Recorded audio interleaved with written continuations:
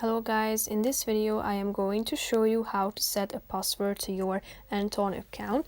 But first I just want to mention, don't forget to subscribe to my channel, because at 10,000 subscribers I am going to show you my whole YouTube revenue statistics and growth strategy, how to make money online. So let's jump into it. First of all, open the app on your phone, then tap on your avatar icon down below, which is the last option.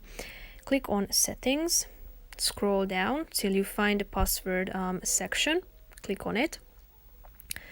Then tap on continue. Now you can type in your password, then confirm it by typing in the same again. Now you need to press the button send. And now, as you can see, you have successfully set your password, so now you will be able to log in with it.